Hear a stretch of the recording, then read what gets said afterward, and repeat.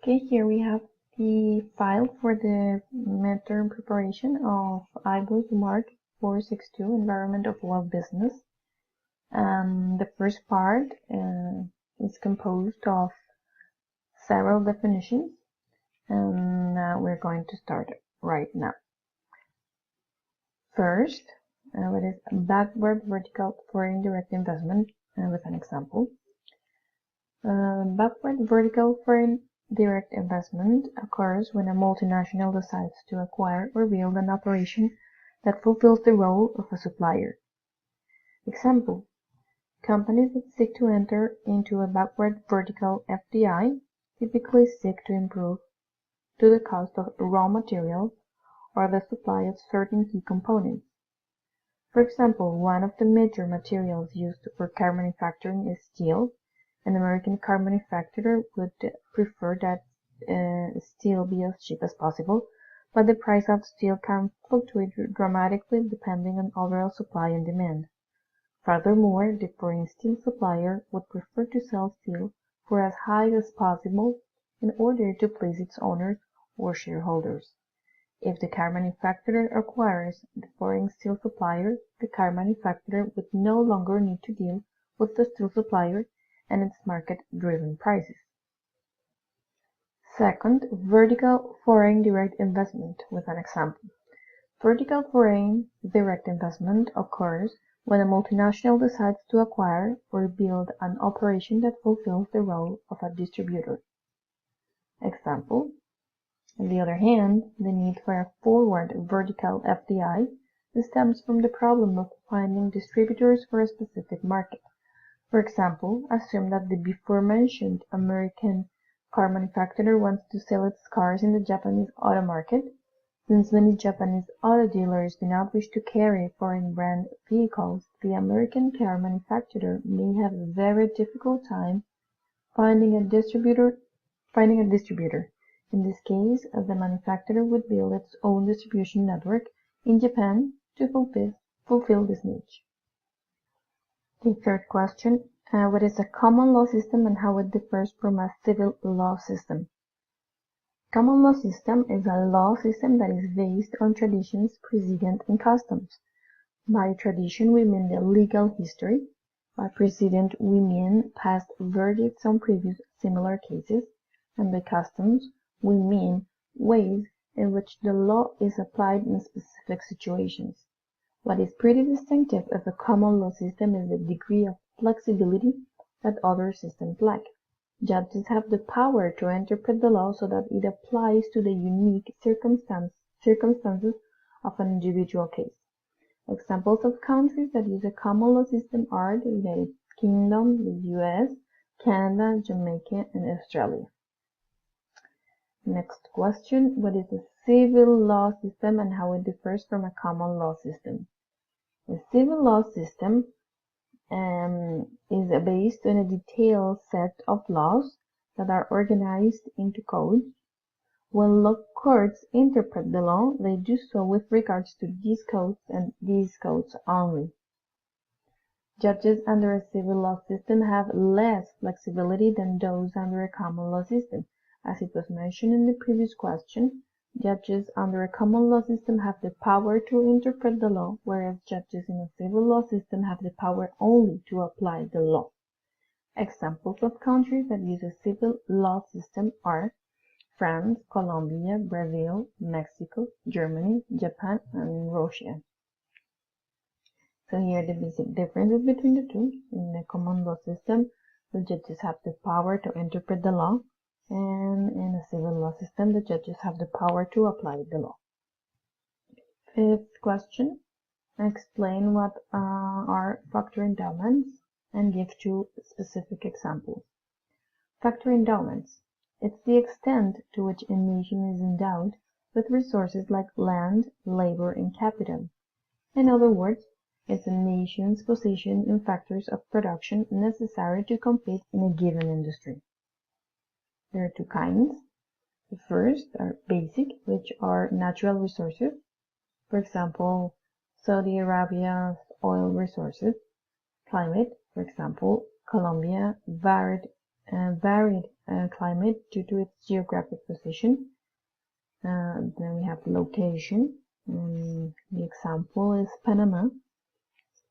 And fourth, demographics, for example, China and its huge and cheap labor force. Then we have the advanced factor endowments, which are infrastructure, for example, United States. Second is a sophisticated and skilled labor force, for example, Switzerland. Third, research facilities, for example, Japan. And fourth, technological know-how, for example, Germany. Porter argues that they give the most significant comparative advantage. Another example could be Mexico, the presence of cheap and skilled labor and increased in disposable income. Natural resources such as oil and gas are also abundant. Sixth question, what is local content requirement, and give two specific examples.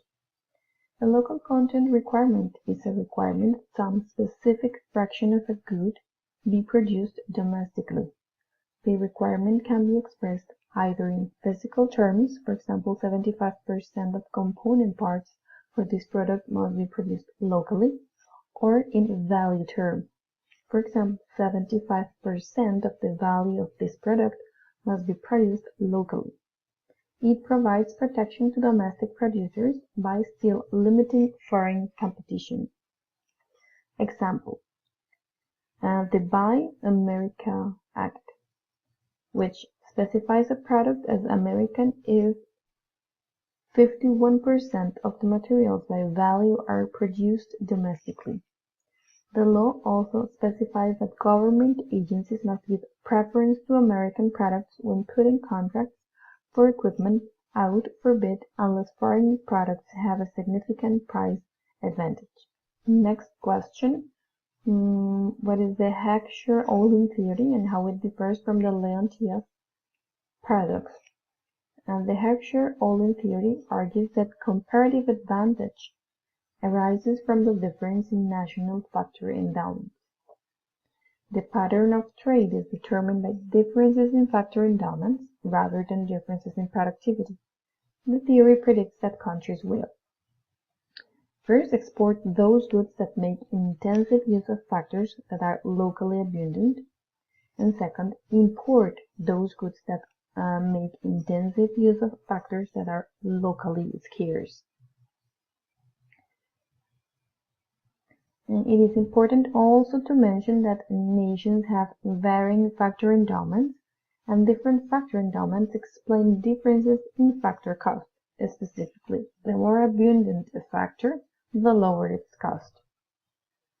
Then the Leontief paradox.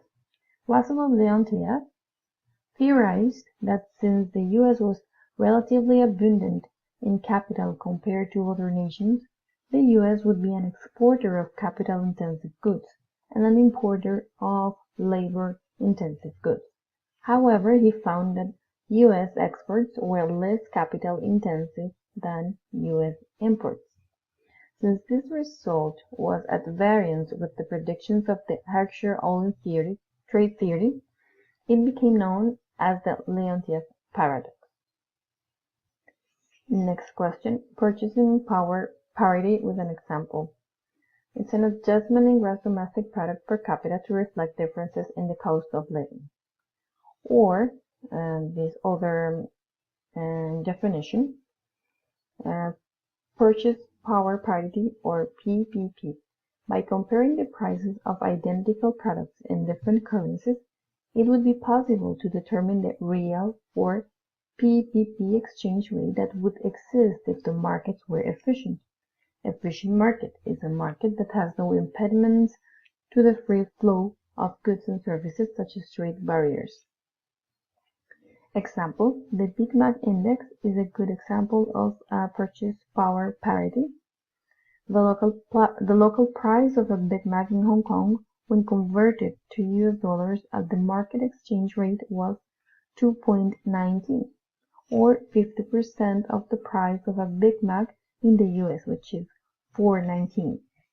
So the Hong Kong dollar is said to be 50% undervalued relative to the US dollar based on a PPP basis. Next question, what is the Leontief paradox and how it differs from the Hertzsche-Ohlin theory? So this is almost the same question that we saw in number 7. So I'm just going to read what we have here. But you can see that question and the answer, and you will understand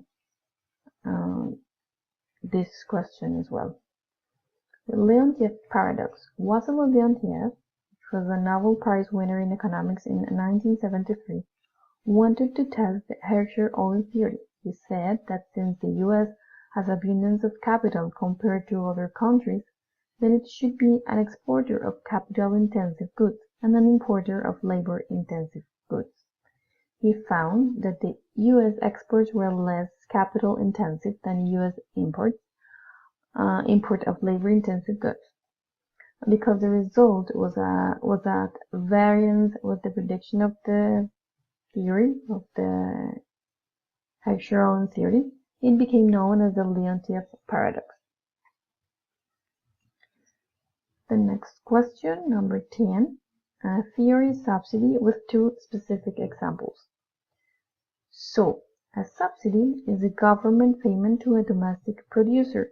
They take many forms, such as cash grants, low-interest loans, tax breaks, government equity participation, which refers to the fact that sometimes the government takes part ownership in key businesses in a sector.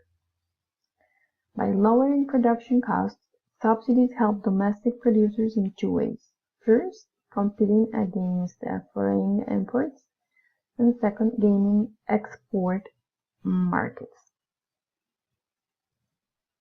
So then 2 examples are, first, agriculture tends to be one of the largest beneficiaries of subsidies in most countries. For example, the 2014 U.S. Farm Bill provides price support provisions for most agricultural crops and profit margin guarantees for raw milk. In addition, the bill guarantees certain levels of farm revenue for most crops. The second example, in Canada, it's the whole farm profit margin that is being subsidized rather than crop prices or farm revenues. Under the program called Agri-Stability, farmers pay into an income support account where 45% of the premium is paid by the farmer and the remaining 55% comes from the federal and provincial government budgets. Next question, 11. What is a political risk? And give 2 specific examples. Political risk is the likelihood that political forces will cause drastic changes in a country's business environment that adversely affect the profits and other goals of a business enterprise. Political risks tend to be higher in countries experiencing social unrest, like strikes, demonstrations, terrorism, or violent conflict, or disorder. Such unrest is more likely to be found in countries that contain more than one ethnic nationality, in countries where competing ideologies are battling for political control, or in countries where economic mismanagement has created high inflation and falling living standards. So some examples. The first, corruption significantly impedes business in Russia, and petty corruption is common. The business environment suffers from inconsistent application of laws and a lack of transparency and accountability in the public administration. In the aftermath of the 1979 Islamic Revolution in Iran, the Iranian assets of numerous U.S. companies were seized by the new Iranian government without compensation. And last example, the violent disintegration of the Yugoslavian Federation into warring states, including Bosnia, Croatia, and Serbia, precipitated a collapse in the local economies and in the profitability of investment.